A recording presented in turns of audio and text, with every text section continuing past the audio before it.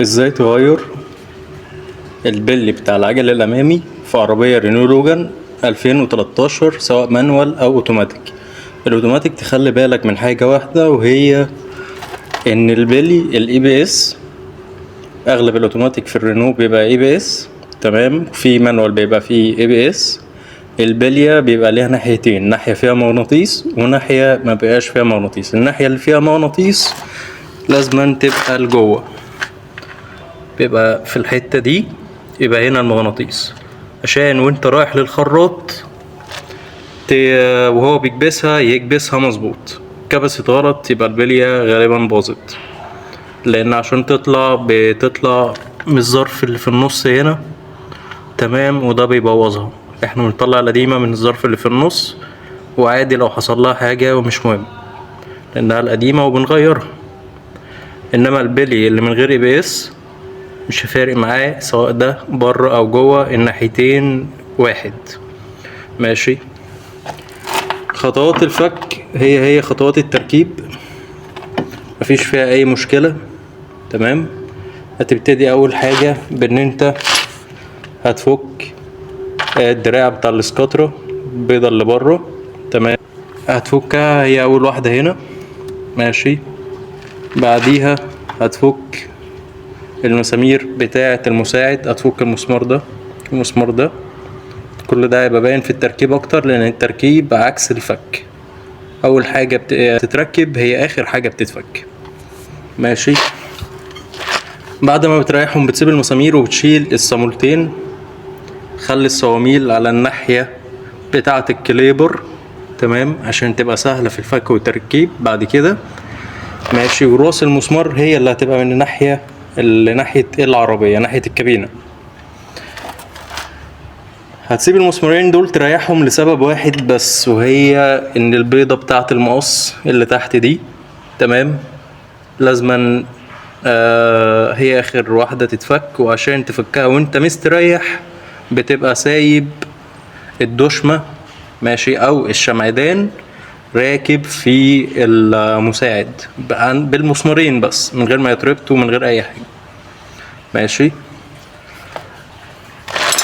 يد زي دي بتساعد في ان انت تحطها هنا وتدوس لتحت تنزل معاك لتحت، تمام. الموضوع بسيط، الموضوع سهل، اي حد يقدر يعملها. انا عامل الصفحة دي بحيث ان انا اساعد الناس اللي معاها عربيات رينو لوجان. العربية ملهاش فيديوهات على النت، ملهاش فيديوهات لأي حاجة على اليوتيوب. الموضوع مش منتشر قوي خصوصا في مصر، بس بره مصر هنلاقي ليه فيديوهات كتير قوي، ماشي. اول ادي المسمار، تمام، والمسمار جاي على الحز قافل عليه برضو.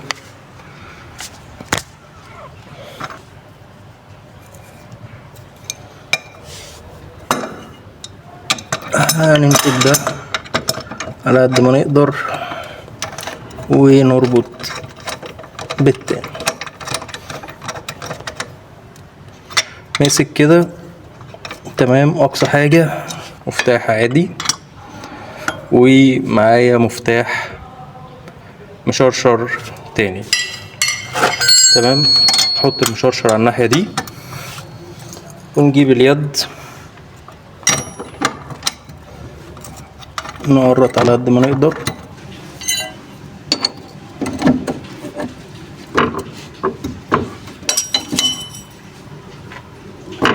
بس كده، تمام.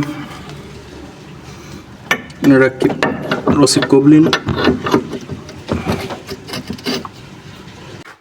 كده. احنا ركبنا المسمارين وخلينا الناحية بتاعت الصامولة هي الناحية دي، ماشي. ولسه ما قرطناش على البيضة، لسه هنقرد عليها من الناحية دي ومن الناحية دي.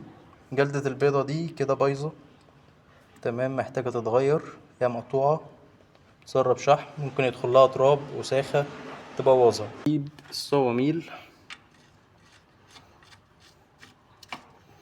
تمام، وركبنا الناحيتين.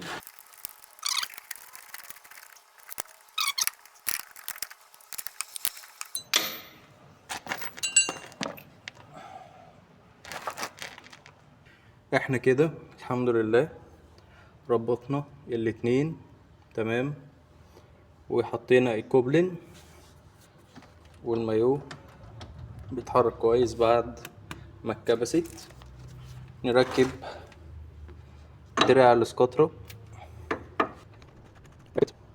وانت بتفك لو لقيتها قفشة مش راضية تطلع هتطلع الصامولة سنة كده لفوق بأي حاجة تقيلة، اخبط من هنا وهنربط.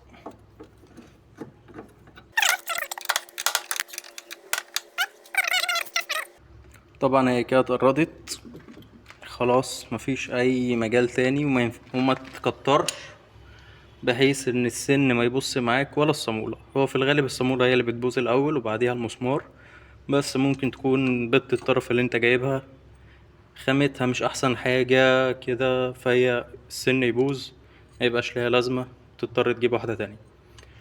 ربطتها، ادي الخرطوم بتاع الكليبر وادي الكليبر. الكليبر محطوط هنا بالمسمارين دول، المسمارين دول هما اللي ماسكين الكليبر كله، وهما مسامير تمام مقاس 18 راس 18 دشمة. وادي المكان بتاعها زي ما هو واضح، هنحطها بس كده على جنب. نركب الاول الطنبورة تمام. انا بحب ان انا دايما قبل ما اركب الطنبورة اجيب اي حاجة ماشي شحم سبراي واديها رشة، بحيث ان الطنبورة قعدت سنتين قعدت 3 ما تبص. وقصدي بمعنى كلمة تبوظ انها بتقفش تصدي، الجزء ده كده بيصدي تمام ماشي. حتى ممكن نعمل من هنا، وبتبقى حاجة خفيفة جدا بحيث انها ما تقفش بس مع الوقت.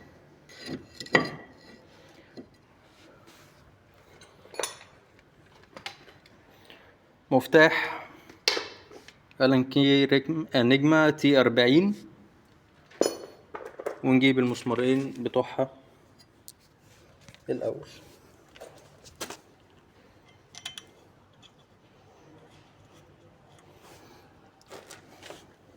ونربط وهرجع لكم. رجعنا تاني، وانت بتقرط المسمارين دول ماشي، ما تقرطش عليهم جامد عشان مع الوقت بيصدوا وبيقفشوا برضو، خليك خفيف قوي معاهم تمام.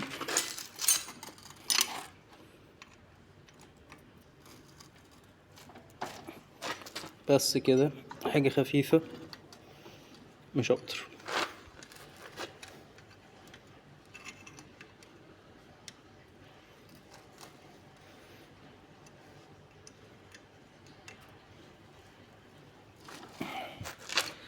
ركبناها، المكان ده كله مينفعش يبقى عليه شحم ولا تراب ولا اي حاجة من ناحيتين، مش من الناحية الواحدة تمام، ولا حتى الناحية دي.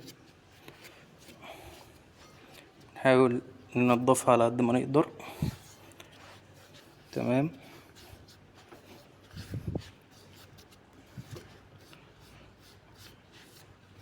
معلش ايدينا بقى هتتوسخ شوية، بس فدانا كده كده بنتعلم، كده كده حاجتنا والحمد لله وربنا يسترها.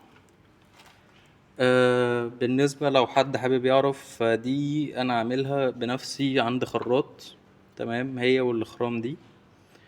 ودي بتساعد لان انا عربيتي من غير ABS فيها اولى متعدلة بفوجات وكهرباء وكده، بس الحمد لله يعني ما فيهاش ABS، او كان فيها ملغى انا مش عارف، لان انا مش اول واحد مش اول مالك للعربية تمام. دي بتساعد ان هو ما يقفش على السرعات العالية، ما تسخنش، التيل بيطلع برادة تمام. البرادة دي بتمنع الاحتكاك ما بينها وما بين الطنبورة.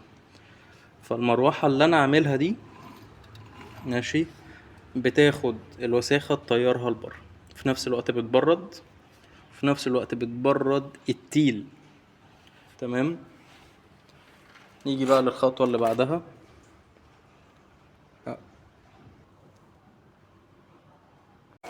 كده احنا ركبنا الطنابير، في مسمار اهو، في مسمار تحت تاني هو ده، والطنابير ركبت. لو انت حابب تغير تيل فرامل بتفك المسمارين الصغيرين ده وده، مسامير 13، وبتجيب مفتاح بلدي تمسك بيه الصامولة دي عشان وانت بتفك ماشي الصباع ده ما يلفش معاك.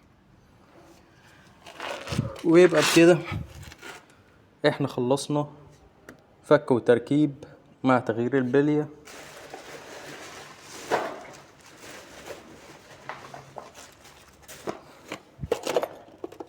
واللي انا ركبتها بلية الماني هي دي.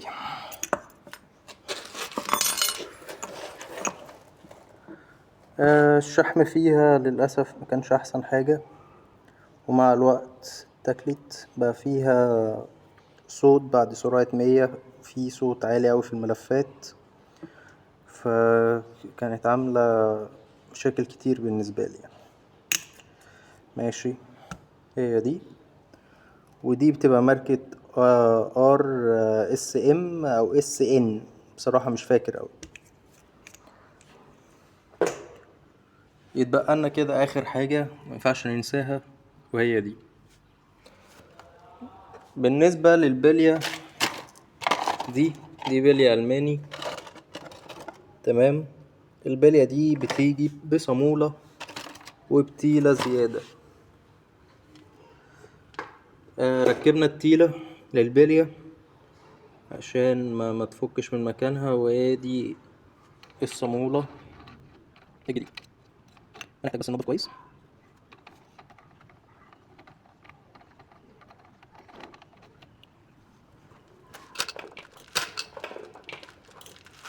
هي بتبقى مقاس 32.